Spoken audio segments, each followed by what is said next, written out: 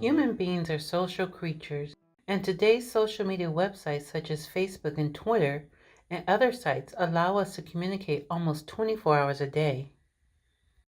Although these sites allow for adolescents to communicate and create new friendships via their social media accounts, there are also negative aspects of social media that affect adolescents socially, physically, and mentally.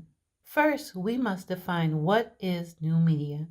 New media is classified as the use of computer for distribution and exhibition rather than production. According to Lev Manovich, the author of What is New Media, this includes text, websites, and electronic books.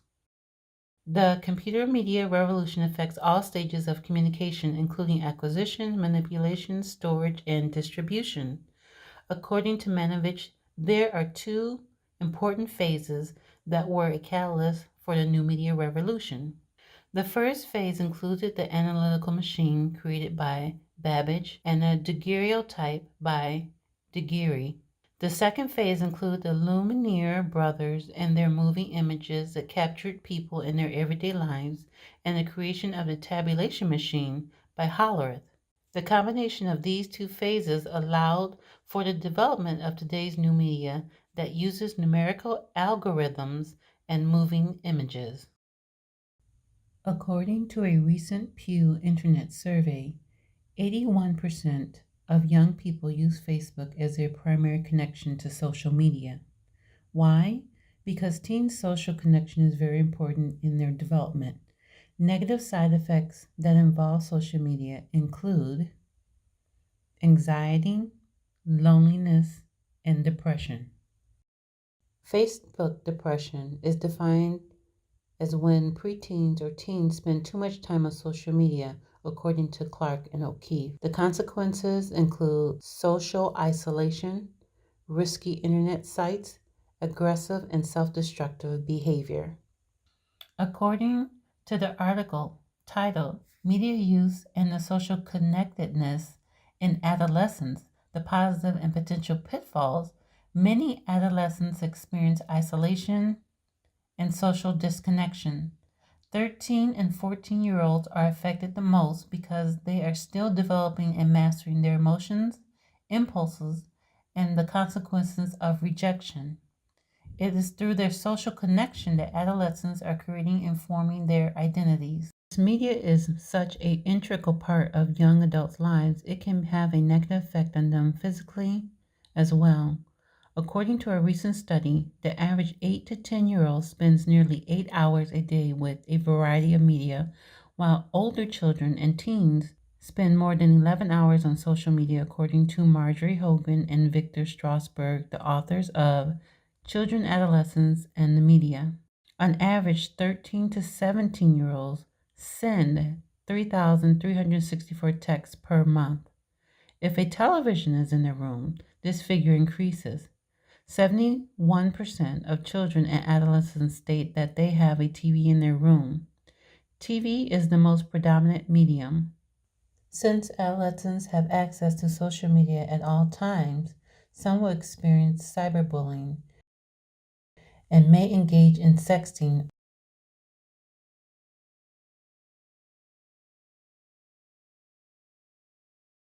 Cyberbullying can have profound psychological outcomes, including depression, anxiety, severe isolation, and tragically, suicide, according to Clark and O'Keefe. Clark and O'Keefe have also reported that 20% of teens have sent or posted nude or semi nude photographs or videos of themselves. Some teens have been threatened or charged with child pornography. Since social media does not stop when a child is at home, they will receive text messages even after their bedtime, resulting in increased levels of tiredness, even at school, according to Hogan and Strasberger. Young people now spend more time on social media than they do in school. According to Kathleen Clark Pearson and Gwen O'Keefe, the authors of The Impact of Social Media on Children, Adolescents, and Families, the results are as follow.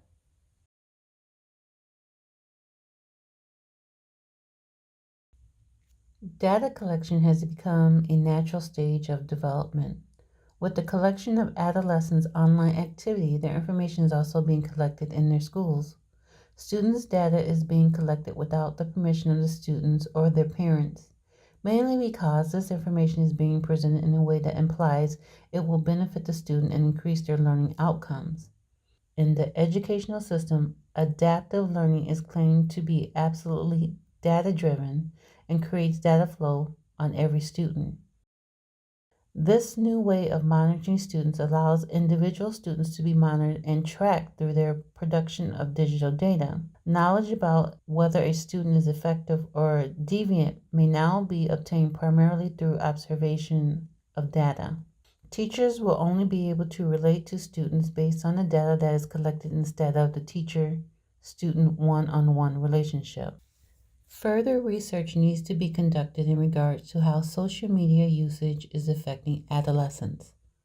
According to Nancy Byam, the author of A Call for Grounding in the Face of Blurred Boundaries, most of the research that has been conducted is based on technology that will soon be outdated.